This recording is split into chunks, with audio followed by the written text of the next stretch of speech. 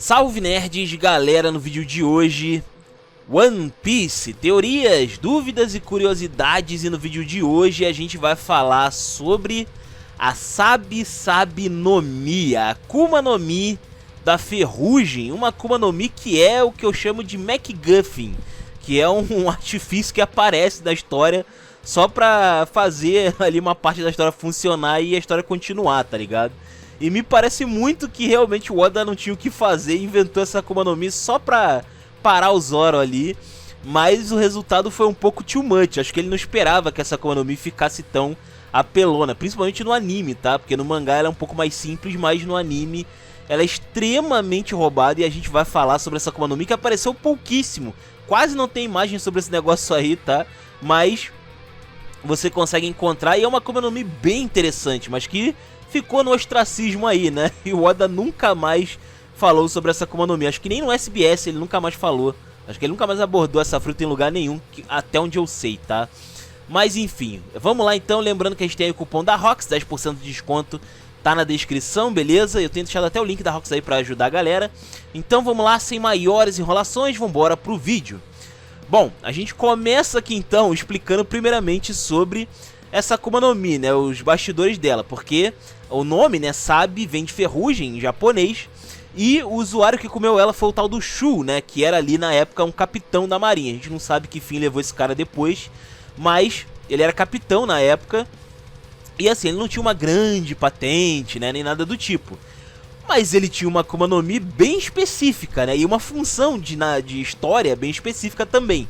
Ele só tava lá pra parar o Zoro, né? Especificamente fazer com que a Yubashiri, que era uma das espadas que o Zoro tinha na época, se quebrasse, né? E aí depois o Zoro pegaria a Shisui. Só que, cara, o contexto de como rolou isso aqui é meio absurdo, sabe? Porque assim, basicamente essa Akuma no Mi ela só faz uma coisa. O cara encosta na espada, enferruja essa espada e ela se quebra, tá? Claro, na prática ele consegue enferrujar qualquer material metálico, mas especificamente contra espadas, ainda mais uma Meito, né? Que é uma espada acima da média, uma espada muito importante. Pô, é meio sacana, né, cara? Você tem um cara que simplesmente dá insta-kill na espada, é meio roubado, tá ligado? É meio absurdo. E assim, bem louco, né? E acontece que no mangá ele só fez isso. É basicamente isso que ele faz. Mas no anime essa fruta ganhou algumas outras possibilidades, né, que deixam ela muito apelona mesmo, tá? Mesmo naquela época e até hoje eu diria que alguém com um poder desse, com tudo que a gente tem hoje, né, em One Piece, com aquele hack, os serafins e tal, seria extremamente roubado ter alguma coisa com essa Akuma no Mi. E eu vou explicar aqui então a parte do anime nessa história, tá? No anime, o cara não quebra a espada enferrujada, né? Ela meio que se dissolve, ele enferruja a espada e ela vai sumindo, né? Da mão ali do usuário. E isso por si só é bem interessante porque faz com que o usuário possa dissolver a arma de um jeito mais rápido, vamos dizer assim, né? E não ficar necessariamente toda hora pressionando, né? O equipamento. Outra coisa também é que no anime, o usuário da Sabi Sabi no Mi é aparentemente imune a corte, tá? E quando eu quero dizer corte, eu quero dizer especificamente a função de cortar. Porque, como a gente já viu aí mais pra frente na obra, né? Com esse negócio de hack do rei como poder, né? De ataque e tal.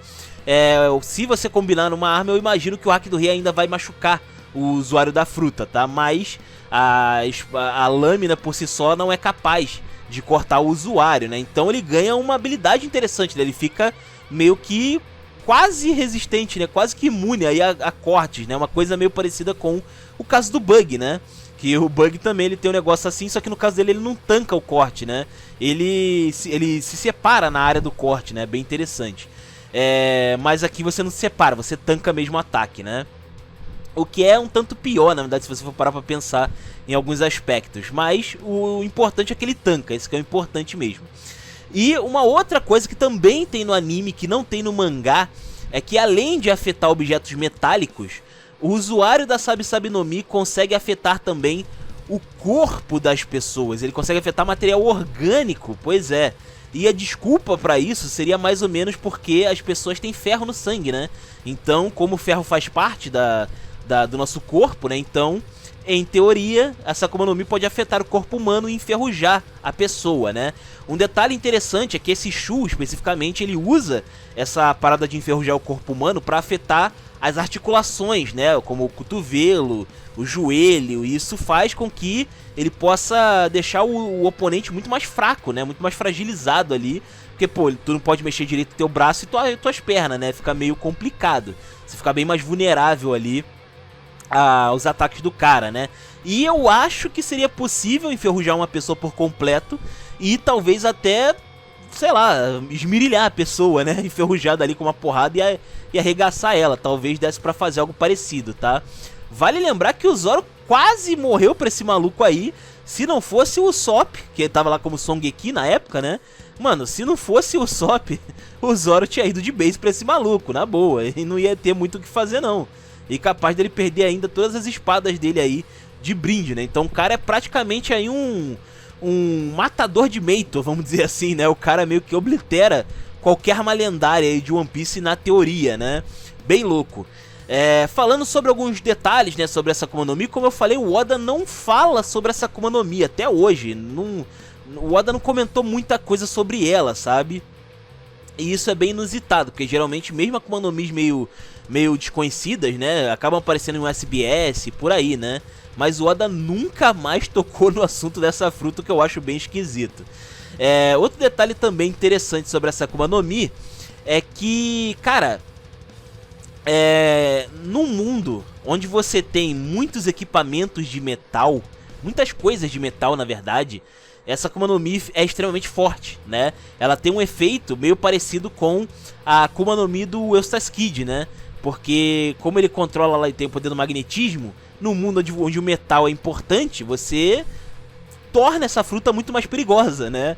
E no caso aqui também seria o caso, né? Esse cara ele pode ali então corroer praticamente várias coisas, desde embarcações até pessoas e armas e sei lá mais o que, tá ligado? O cara pode fazer um estrago considerável, né? Talvez ele possa até mesmo derrubar construções, enferrujando o metal das vigas, no caso, que sustentam as estruturas e tal. Ele poderia fazer algo nesse sentido também. Então é bem interessante, cara. Essa Akuma no Mi, ela é relativamente forte. E se você trouxesse ela pra hoje em dia na obra, você teria um desfecho bem inusitado. Porque, por exemplo, digamos, assim, por alto, que tem um Serafim lá do Vegapunk com essa Akuma no Mi.